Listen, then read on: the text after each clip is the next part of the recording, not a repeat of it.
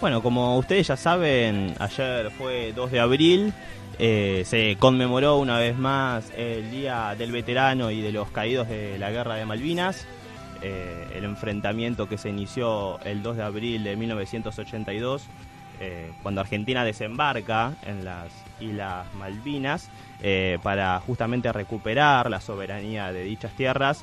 Fue un conflicto armado entre la Argentina y el Reino Unido, de que también participaron algunos países como Estados Unidos, como Chile, como Irlanda, como Perú, y que culmina el 14 de junio también de 1982 con el acuerdo del cese de hostilidades entre ambos países. La Guerra de las Malvinas dejó 649 militares argentinos muertos, muchos de ellos jóvenes, sin experiencia, que fueron enviados más por un impulso del gobierno militar de por entonces que por una acción estratégica, si se puede decir así. 255 británicos y 3 civiles isleños completan el saldo de dicha guerra. Para nombrar un poco las consecuencias que trajo este conflicto bélico, por un lado de Inglaterra, la victoria sirvió para la reelección, recordemos, de Margaret Thatcher, que pasaba por entonces una crisis, se podría decir, debido a todas las consecuencias que trae cualquier medida neoliberal de las que se implementaron por entonces. Y ahí, perdón, Fede, consiguió la popularidad que hasta ese momento no tenía. Exacto. En Inglaterra. Era muy resistida. Primero porque era mujer, y había un contexto también ahí en Inglaterra bastante particular, pero con esto ya está, se ganó al pueblo. Sí. Y por el lado de la Argentina, la derrota acentuó aún más la crisis del gobierno militar, que terminó convocando a elecciones para 1983 y la posterior victoria de Raúl Alfonsín, recuperándose el proceso democrático. Una perlita del día de ayer fue el posteo de Ramiro Funes Mori, el defensor de la selección argentina, que decidió recordar a los caídos por Malvinas, y recibió muchas frases ofensivas por parte de los hinchas de donde juega él, del Everton. Una que, media graciosa, lo mandaban a jugar de vuelta a River, no lo quieren más directamente. Pobre Ramiro, que está atravesando una mala situación por una lesión y ahora con esto. Así que nos solidarizamos con él acá desde la distancia. Pasa que él justo está en Inglaterra, ¿no? Sí, igualmente a estas alturas seguir respondiendo de esa manera me parece que sí, exactamente. medio desafortunado, ¿no? Pero siempre hay una chispita cada vez que se enfrentan, salvando las distancias. Cuando juegan Argentina e Inglaterra, sea el deporte que sea, se nos viene a la cabeza ese conflicto. Sin ir más lejos, el gol de Maradona a los ingleses en el 86, obviamente a pocos años de la guerra, es todo un símbolo del enfrentamiento que va a ser lamentablemente histórico y eterno entre ingleses y argentinos. Por más que se solucione el conflicto diplomático que quedó de fondo justamente con la recuperación de las Malvinas, obviamente por parte nuestra, no son nuestras, son argentinas, va a quedar en la memoria eso siempre. Así es. Tenemos un audio para compartir con todos ustedes. Es un audio un poquito largo, así que decidimos dividirlo en 2 partes. Es de Miguel Zabague, que dio una charla TED en 2012, el sobreviviente de Malvinas. En el año 2000 regresó a las islas para comenzar a cerrar ciertas heridas que no terminan de cicatrizar nunca, ¿no?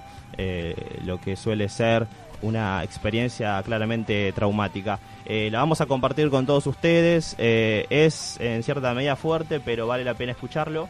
Así que si te parece, Mati. Y lo cortamos. Lo cortamos en 2 partes. En 2 partes, y y el audio largo. También es bastante más largo, incluso de estos 2 fragmentos, pero creo que esto es lo más importante que tenemos para eso. A ver. Aquí va. Yo tendría que estar muerto hace 30 años. Soy un sobreviviente. Uno de los miles de conscriptos argentinos, soldados no profesionales, que fuimos enviados a una guerra que nunca debió ocurrir.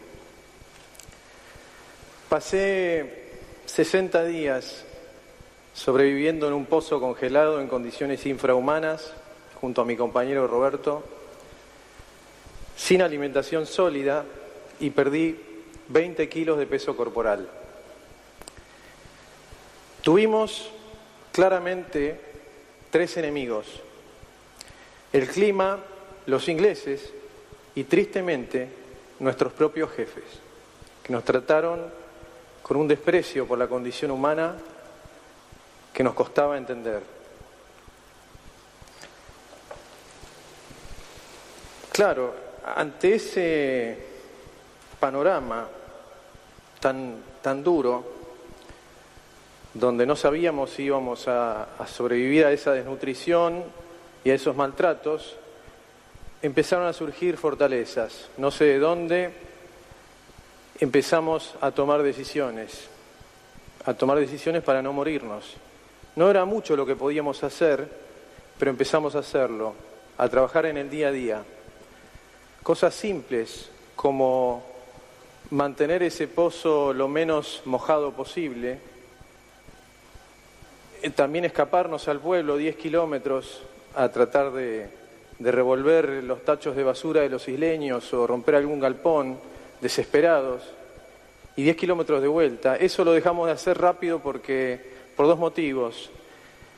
El gasto calórico era enorme y conseguíamos pocas cosas y los castigos eran inhumanos.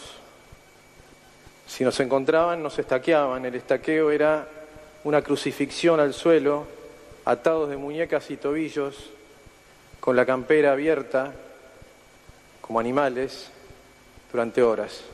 Vi a por lo menos 15 o 20 de mis compañeros en esas condiciones por ir a robar comida.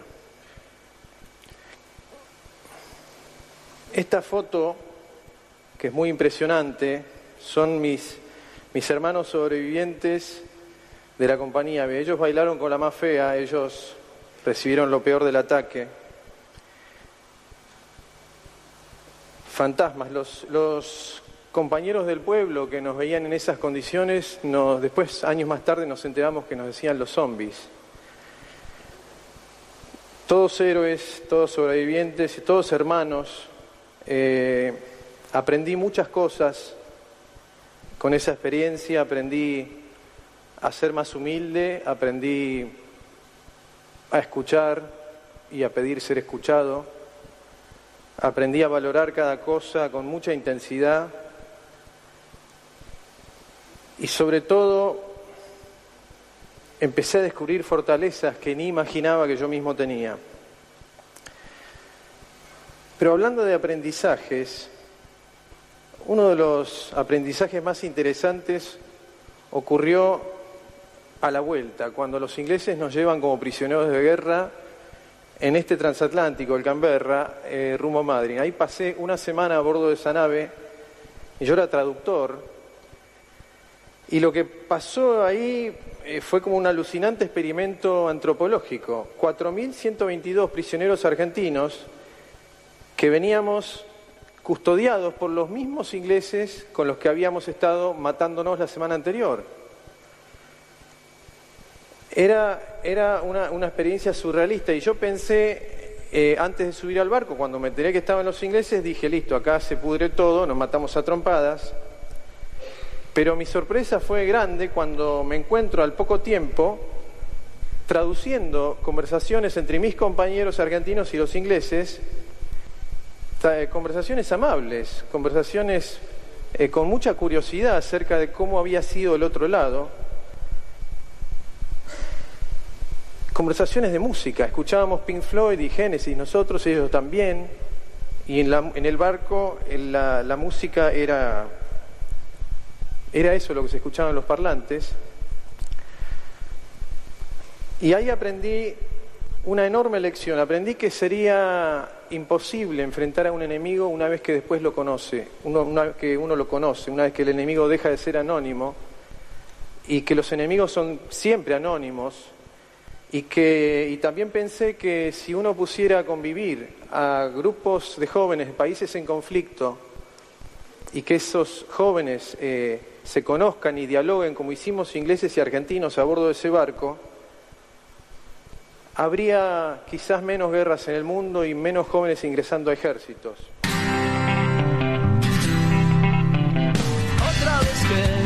Estás escuchando Rebeldes en Patas por Radio Sur FM 88.3.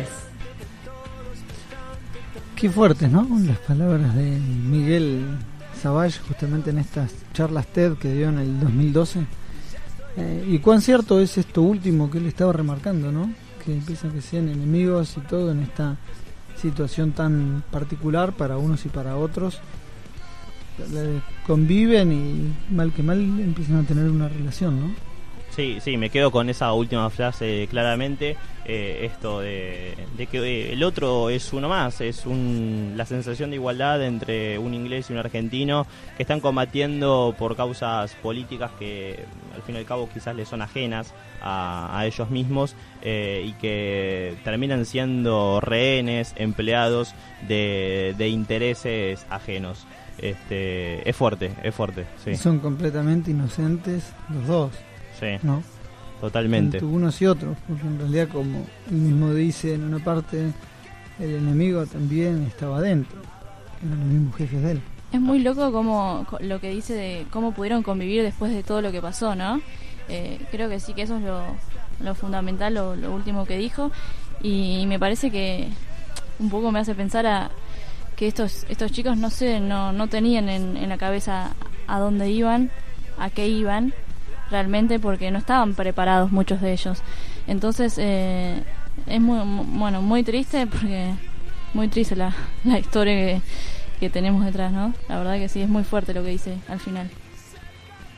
Sí, también la manera en cómo conseguían el alimento, la vida cotidiana una vez que estaban allí, y todas las dificultades que tuvieron que pasar para mantenerse con vida, no solamente el enfrentamiento, sino también la cuestión de la supervivencia a la hora de alimentarse, de dormir, de vestirse, ¿no? Es bastante fuerte lo que relata Miguel en esta charla TED, donde hay una segunda parte. Mati, si querés la compartimos para todos los oyentes. Tenemos un lindo programa de acá a las 16, pero con esto cerramos nuestro pequeño homenaje a los caídos y veteranos de Malvinas.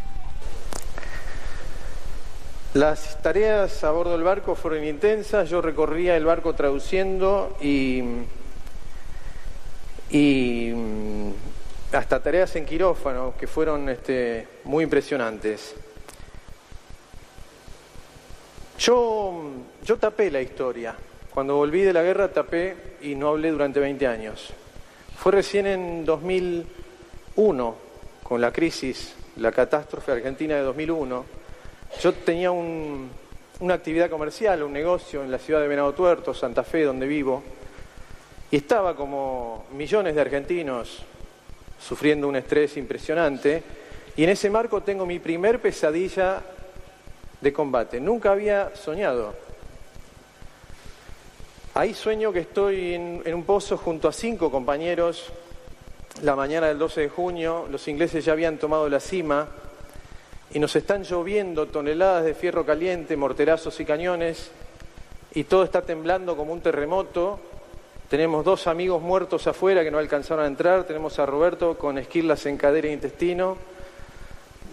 La aceleración final de esos proyectiles es estremecedora. Yo empiezo a rezar. Todo esto está durando 8 horas, de 8 de la mañana a 4 de la tarde. La sensación es como que están cayendo vehículos del cielo y no paraba de temblar. Y yo empiezo a rezar como despidiéndome de este mundo, mis amigos me acompañan. Y mientras estoy rezando, me vienen en cámara lenta imágenes de mi familia, jugando con mi abuela y con mi vieja. Y en esa instancia, dentro de la pesadilla, me suena un teléfono celular. Era el gerente del banco, que me decía: Miguel, te cierro la cuenta, tenés demasiados cheques rechazados. Ese día me di cuenta que no podía seguir tapando y pedí ayuda. Empecé a hablar. Los primeros 2 años con tratamiento psicológico, después a hablar y terminé escribiendo un libro. Pero los recuerdos, la pesadilla no vino sola, vino acompañada de todos los desórdenes por estrés postraumático que uno puede imaginar. Estuve muy deprimido, perdí mucho peso y estuve 2 años con imágenes invasivas, recuerdos recurrentes que no paraban de venir a mi mente. Pero al igual que en El Pozo, donde con Roberto empezamos a tomar decisiones en el día a día, yo en esa instancia donde pensé que me estaba volviendo loco, empecé también a trabajar en el día a día y a estar mejor. Las cosas que hice pueden parecer hasta graciosas. Yo lloraba a la mañana y hasta tuve sueños donde me suicidaba. Y en esos momentos me forzaba a levantarme de la cama, a salir a correr, a nadar, clases de teatro, masaje, reiki, flores de Bach, hasta cura sanador. Pero al final del día me di cuenta, al igual que en El Pozo, que las riendas de mi vida las tenía que tener yo. Y fue así como gradualmente me fui empezando a sentir mejor. Sabía que dentro de ese camino sanador que yo tenía que empezar a recorrer, que ya había empezado a recorrer, era necesario volver al lugar, volver a las islas. La vida me cruzó con James Peck, un hermano de la vida, una persona que cambió mi vida. James está acá entre nosotros, es muy tímido, no quiere que lo señale, pero nos está acompañando. Él vino a Buenos Aires con estos cuadros, él había pintado nuestro sufrimiento, todo el dolor por el cual pasamos los conscriptos argentinos. Él lo había capturado en una tela y nosotros éramos parte de sus propios fantasmas. La vida nos hermanó. Bueno, James es una persona muy valiente, es una persona con libertad e independencia de pensamiento. James recibió el DNI argentino de manos de la presidenta el año pasado, yo tuve el honor de acompañarlo. Pero lo que James no me contó en ese primer viaje, donde yo vuelvo con toda mi familia, era que su papá, Terry Peck, había combatido contra mí. Terry había sido el vaquiano que guió a los soldados ingleses hasta donde estábamos nosotros y terminó combatiendo a escasos metros nuestros. Lo conozco en el año 2000, una persona increíble. Nos subimos a los campos de batalla juntos, nos mostramos dónde habíamos estado, brindamos a la memoria de nuestros compañeros muertos y encontramos terreno en común, donde nos habíamos enfrentado en una guerra innecesaria. Y también nos intercambiamos boinas, como se ve en esta foto. Bueno, ahí terminábamos de escuchar el testimonio de Miguel Savage, así que ahora vamos a cerrar este pequeño homenaje con todo nuestro máximo respeto y admiración a nuestros héroes de Malvinas con este tema. Puede más la indiferencia de tu gente que la bala más voraz del enemigo.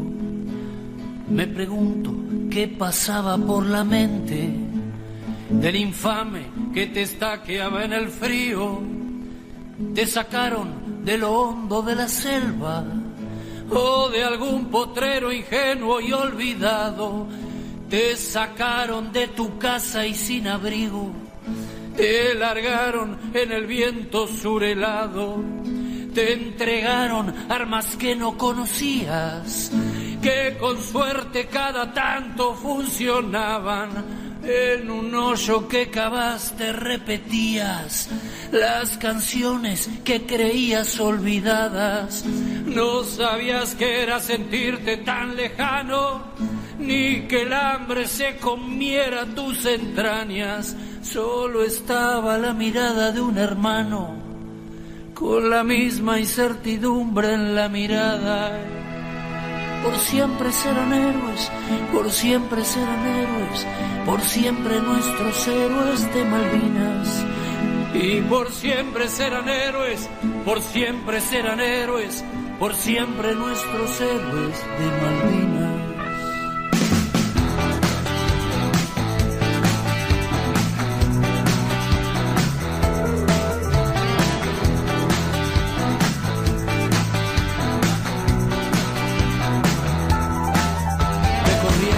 Buenos Aires y del Chaco, desde Córdoba, Mendoza, de La Pampa, desde todas las provincias argentinas, los llevaron para hacer una patriada, y coraje fue lo que ellos demostraron frente a 1, 2, 3, 4 enemigos.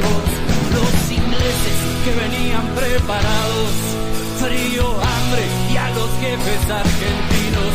La basura indefinible de esa escoria que soñó con perpetuarse en la Rosada. Debería haber sido inmediatamente por sus pares en la gran plaza de Mayo fusilada. Por siempre serán héroes, por siempre serán héroes, por siempre nuestros héroes de Malvinas. Por siempre serán héroes, por siempre serán héroes, por siempre nuestros héroes de Malvinas.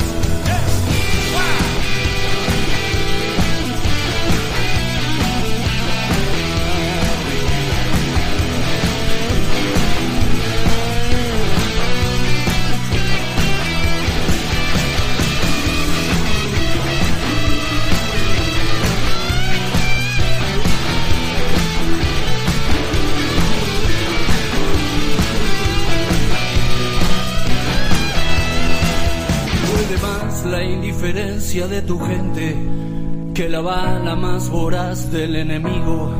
Hubo menos héroes muertos en el frente que en el campo de batalla del olvido, y allá quedarán eternos sentinelas